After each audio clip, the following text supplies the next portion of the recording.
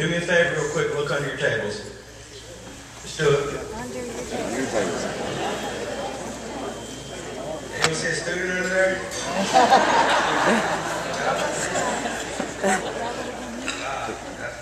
My bad. Students aren't scared of their teachers like in public school. The student that used to hide under the table was me when I was in public school. In fact, I sat under my desk to get away from what was surrounding me. School made me so nervous that I would tick and beat on desks and other random things because I was nervous. My name is Justin Cockrell and I have Asperger's. Asperger's is a type of autism. People with Asperger's are not stupid or even bad. In fact, people with Asperger's are often very smart, not gifted. We think differently and are able to see details or picture things that no one else could see. Some people with Asperger's are very good at music or art.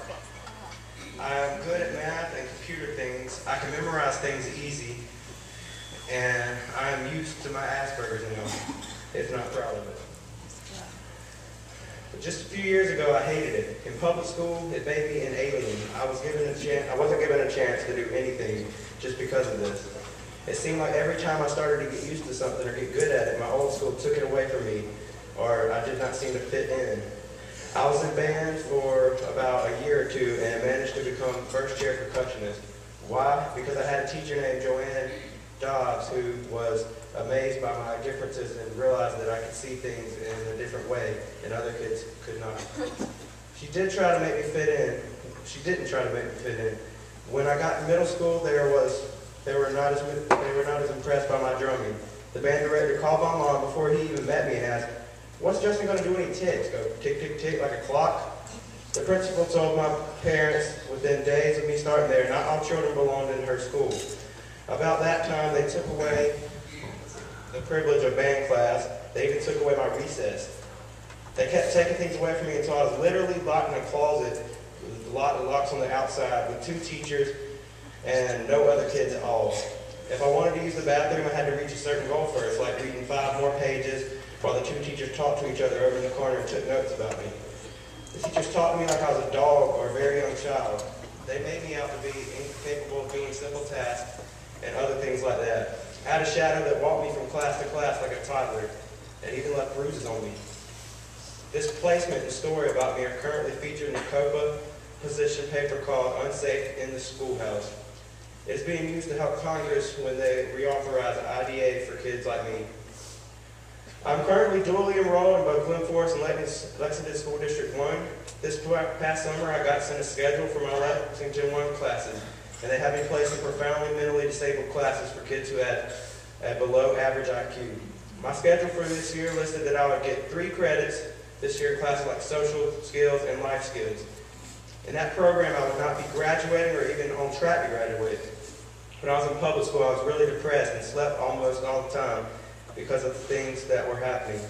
If you're constantly told something, you start believing it. I guess that's why I'm able to do so well at Glenforest. They told me good things and I started to believe them. Glenforest and public school are so different. My first day in middle school, they told me what I could be arrested for, what rights I had, and what my limitations were. If I misunderstood my limitations, they reminded me. Glenforest was completely different. They asked me what I liked doing, what I was interested in, and what my favorite activities were. They talked to me, not my parents. My parents aren't going to school, I am. I started out at Glenforest just going to Coach's class, and Coach didn't know that. But when he found out, he had me going to more and more classes until about a few weeks, I was used to the school. Coach's class was a weightlifting class, but he always taught me social skills and a lot of things that really helped me to get where I am today. I just planned to attend a regular school day. I even thought that I couldn't even do a half day because of what the public school had told me. The whole summer before I started at Glenforest, Coach called me and had me come to the school to weightlift, move furniture, and help out. By doing that, I got very comfortable with the school, and my parents were amazed. Because they would drop me off, expecting that I would stay 2 hours, and Coach would keep me there for 7 or 8. It was great. I even began to lose weight, 2 pant size, and I began to feel better. I was able to decrease the medications that I took, no longer focused on controlling my tics and stealing behaviors.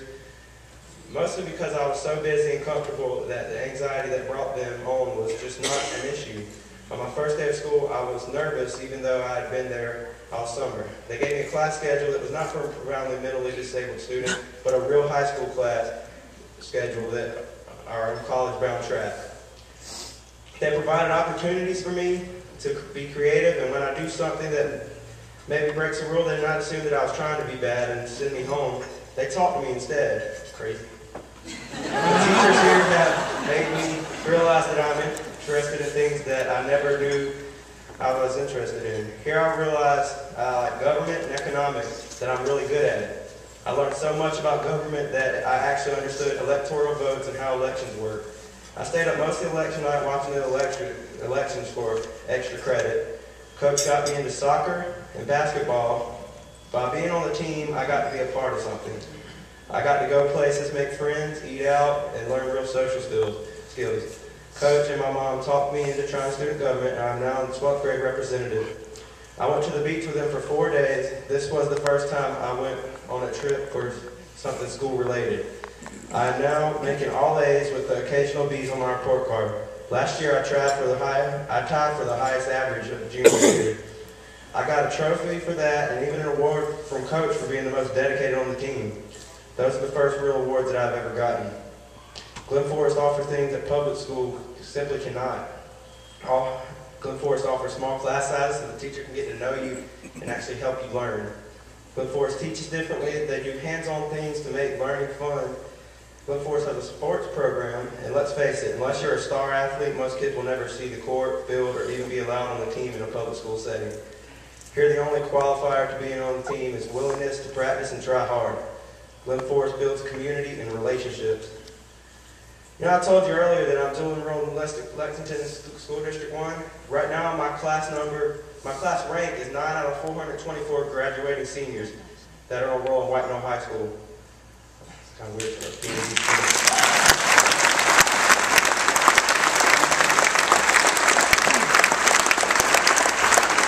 No one really knows it. You see, they left me out of the newspaper article again that tells everyone the names of the kids who are in the top 10%. Guess in their defense, it'd be hard to explain how an autistic kid that had kept in the closet and made no academic progress could be in the top 10%. If my parents had not taken me home, if I had remained in public school, I have no doubt that I'd still be invisible. The most recent newspaper article and last-minute calls from the district office invited me to banquets that they forgot to invite me, so have only reminded me of how invisible I still am. At Glenforest, I'm not invisible. Glenforest sees the child, and they make us the focus. Thanks for your time.